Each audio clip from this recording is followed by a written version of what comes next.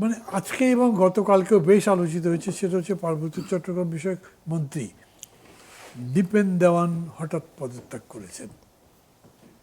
কেন করলেন, কি বিষয়, অনেক কথাবার্তা আছে, স্পেকুলেশন। আপনি কিভাবে দেখছেন? এবং মজার ব্যাপার হচ্ছে যে তার পদত্যাগ পত্রটা প্রধানমন্ত্রী খুব খুব স্মুথলি বা নর্মালি গ্রহণও করেছেন।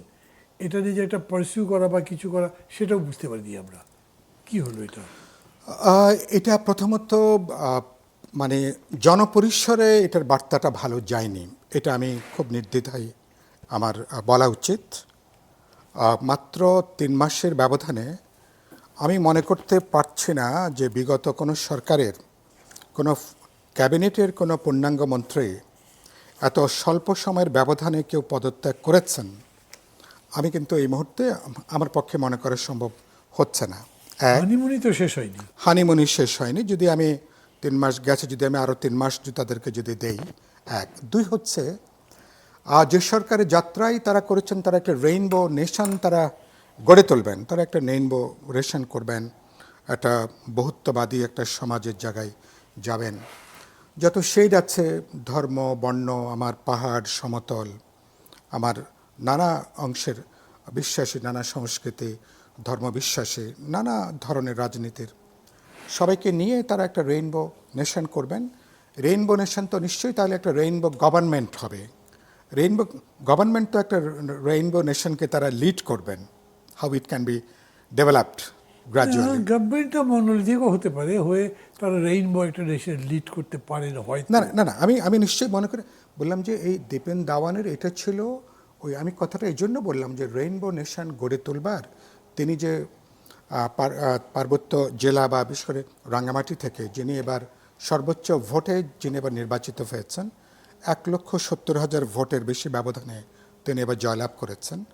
তিনি স্বাস্থ্যগত কারণ তিনি দেখিয়েছেন দেখলাম, কিন্তু গণমাধ্যম যেগুলো বেরিয়েছেন পার্বত্য জেলা পরিষদ নিয়ে একটা আলাপ আলোচনা, একটা উষ্মা, একটা সেখানে একটা মনস্তাত্ত্বিক দূরত্ব, আবার মন্ত্রীর সাথে প্রতিমন্ত্রী বা অন্যদের এসব ব্যাপারে কোনো দূরত্ব তৈরি হয়েছে কিনা, অনেক ধরনের স্পেকুলেশন দেখছি, বহু ধরনের গসিপ আমরা দেখছি।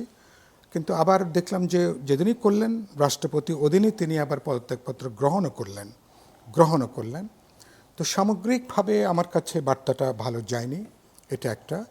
এবং বিশেষ করে মানে সরকার এখন তো সেখান থেকে তো পার্বত্য জেলাগুলোতে তো ওই জন্য রেইনবো কথাটা বললাম, সেখান থেকে একটা প্রতিনিধিত্বের প্রশ্ন আছে। বিশেষ করে ধরুন আমাদের যে পাহাড়ি যে জনগণ বা আমাদের বলতে পারেন এই সাংস্কৃতিক ঐতিহ্যের ভিন্ন ভিন্ন মাত্রার যে মানুষরা আছে, তাদের যে প্রতিনিধিত্ব সরকারের মধ্যে, এটা হোঁচট খেলো কিনা, এটা নিশ্চয়ই সরকার বা প্রধানমন্ত্রী হয়তো ভালো বলবেন।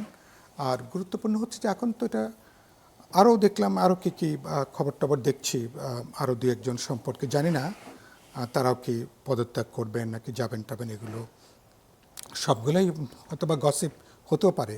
কিন্তু সব মিলে আমার মনে হয় যে এগুলোকে নিশ্চয়ই আরও ধৈর্য মনোযোগ দিয়ে এগুলোকে দেখা দরকার। আর আমাদের এখানে ঐতিহ্য তো হচ্ছে যে সর্দি কাশি হলে যেখানে রাষ্ট্রপতি, আগের প্রধানমন্ত্রী বা নানা মন্ত্রী, তারা যেখানে দেশের বাইরে চলে যাচ্ছেন সর্দি কাশির জন্য, মানে চিকিৎসার জন্য, বাংলাদেশে বিশ্বমানের হাসপাতাল থাকার পরেও, তো আর এখানে ওনার যে অসুস্থতা, এটা তো একদিনের না। যদি উনি যে কারণটা ব্যাখ্যা করেছেন, এখানে চিকিৎসার সুযোগ ছিল বা তিনি বাইরেও তিনি যেতে পারতেন, তো সেই সুযোগ তো ছিলই। তো তারপরে এগুলো সরকারের এরকম করে প্রশ্ন করেন, জানেন যে মন্ত্রীর কাজ বেশি না এমপির কাজ বেশি? কারণ এমপি তো সবসময় লোকদের সাথে থাকতে হয়, মন্ত্রী তো অনেক ফ্যাসিলিটি পান, শহরের মধ্যে থাকেন। উনি যদি মন্ত্রী পদ ছাড়তে পারেন, তো তার আগে তো তার এমপির পদই ছাড়া উচিত, অসুস্থতার কারণে। অসুস্থ থেকেও মন্ত্রী থাকা যায়, অসুস্থ থেকে এমপি থাকা যায় না। এমপি থাকাটা বেশ কঠিন।